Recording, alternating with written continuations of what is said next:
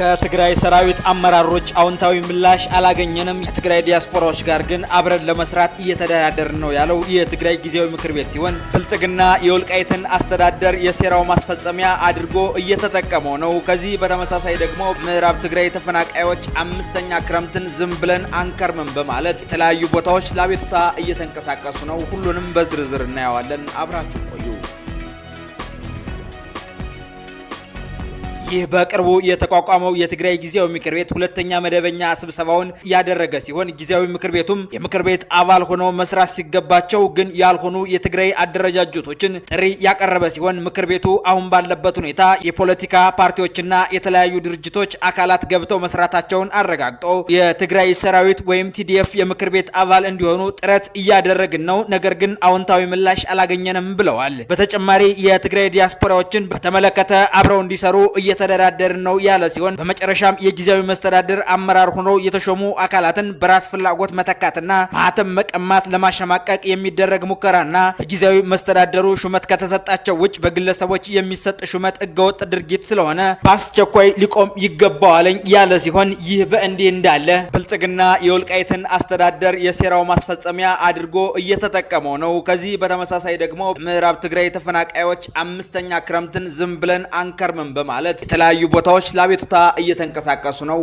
ከ2013 ደም አፋሳሽ ጦርነት ወዲህ የትግራይ ክልል ተወላጆች ከ1 ሚሊዮን በላይ ተፈናቃይ ያለ ሲሆን ተፈናቃዩም የተወሰነው በሱዳን ቀሪው ደግሞ በመሃል ትግራይ የሚገኝ ሲሆን 60 የሚሆኑ የተፈናቃይ ተወካዮች ወደ መቀሌ ለአቤቱታ መሄዳቸውን ሰምተናል። ተፈናቃይ ተወካዮችም መጀመሪያ የአቤቱታ ጉዟቸውን ያደረጉት ወደ አከራካሪው የጊዜያዊ አስተዳደሩ ሲሆን በጌታቸው ረዳ የሚመራው ጊዜያዊ አስተዳደሩም ለተፈናቃዮች መልካም አቀባበል አላደረገም። የተፈናቃይ ተወካዮችም ከሰዓታት መጉላላት በኋላ ጊዜያዊ አስተዳደሩ ለማነጋገር ፍቃደኛ ነኝ ያለ ቢሆንም ጊዜያዊ አስተዳደሩ በበኩሉ በውይይት ሰዓት ሚዲያዎች አያስፈልጉም ያለ ሲሆን የተፈናቃይ ተወካዮች ደግሞ ይዘን የመጣነው አጀንዳ ስውር አሊያም ድብቅ አይደለም፣ አንወያይም በማለት ውይይቱ ሳይሳካ የቀረ ሲሆን የተፈናቃይ ተወካዮችም ልናገኝ የመጣነው ጊዜያዊ አስተዳደሩን ብቻ አይደለም የጸጥታ አካላትንም ተፎካካሪ ፓርቲዎችንም ነው ልናገኝ የመጣነው ብለዋል። ጊዜያዊ አስተዳደሩ የፕሪቶሪያው ስምምነት ውጤት ሲሆን የፕሪቶሪያው ስምምነት ደግሞ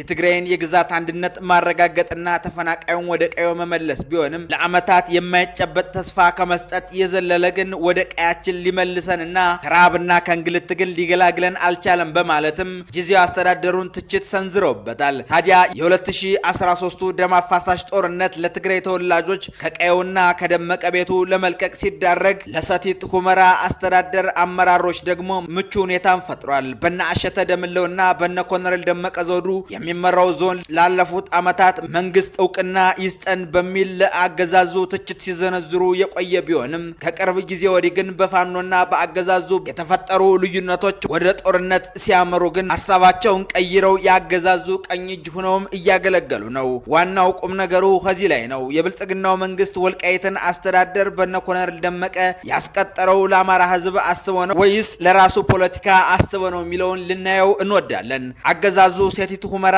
አስተዳደርን አድርገው ማስቀጠል የፈለገው ለአማራ ህዝብ አዝኖ አሊያም ጥያቄህን መልሼልሃለሁ ለማለት አይደለም። በህዋት በኩል አሊያም በኤርትራ በኩል ያሉ ልዩነቶች ወደ ጦርነት ተቀይረው የህዋት አመራሮች ጣታቸውን ወደ ፌዴራል መንግስት ከሚቀስሩ በተፈጠራላቸው አጀንዳ ከመቀሌ እንዳይወጡ ከዚህም እልፍ ሲል በህዋት በኩል ነገሮች ከረው ወደ ፌዴራል መንግስት የኃይል አማራጭን ተጠቅመው የሚመጡ ከሆነ ለሰጥቶ መቀበል የተቀመጠ የክፉ ቀን መውጫዬ በማለት የሰቲት ሁመራን አስተዳደር እንዲቀጥል አድርጎታል። ለዛም ነው የፌዴራል መንግስት ወይ በፕሪቶሪያው ስምምነት መሰረት የትግራይ ተፈናቃዮችን ወደ ምዕራብ ትግራይ ለመመለስ ፍቃደኛ ሆኖ የማይመልሰው። ለዚህም ደግሞ ጊዜያዊ መስተዳደሩን መጠቀሚያ እያደረገው ይገኛል። በአጠቃላይ በዚህ ሰዓት የሰቲት ሁመራ ዞን አመራሮች ብልጽግና የጠላውን ይጠላሉ፣ የወደደውንም ይወዳሉ።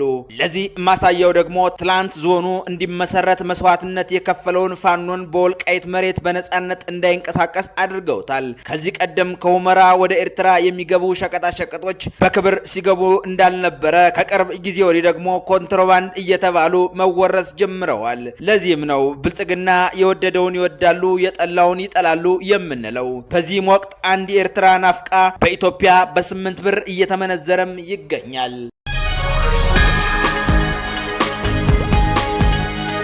ህዝባዊ ቁጣ ከመቀስቀሱ በፊት የሚመለከተው አካል እርምጃ ሊወስድ ይገባል ያለው ደግሞ የኢትዮጵያ እስልምና ጉዳዮች ጠቅላይ ምክር ቤት ነው። ከቅርብ ጊዜ ወዲህ በማህበራዊ ሚዲያ ሃይማኖትን ተኮር ያደረገ ዘለፋና የጥላቻ ንግግር ከዚህ መለፈ ሲል ስዕል አድኖ መቅደድ እየተለመደ የመጣ ሲሆን ከሰሞኑ እፎይታ በሚል የቲክቶክ ፔጅ ላይ በግለሰቡ ስለ ነብዩ መሐመድ የተደረገ የጥላቻ ንግግር በህዝበ ሙስሊሙ በኩል ቁጣን የቀሰቀሰ ሲሆን የሃይማኖቱ የበላይ ጠባቂ የእስልምና ጉዳዮች ምክር ቤት ጉዳዩ አሳሳቢ ነው ሲል በዛሬው ቀን መጋቢት 1 2017 መግለጫ ያወጣ ሲሆን የሃይማኖት ተቋማት ጉባኤ ጉዳዩ ከመካረሩ በፊት አስቸኳይ ስብሰባ አድርጎ የጋራ አቋም መያዝ አለበት። ወቅቱ የሙስሊሞችና የኦርቶዶክስ የጾም ወቅት በመሆኑ የጥላቻ ንግግር የሚገሰጽበትና የሚታረምበት እንዲሆን ጥሪያችን እናቀርባለን ያሉ ሲሆን ድርጊቱ እንዲወገዝና ለፍትህ እንዲሰራ ጥሪያችን እናቀርባለን ብለዋል።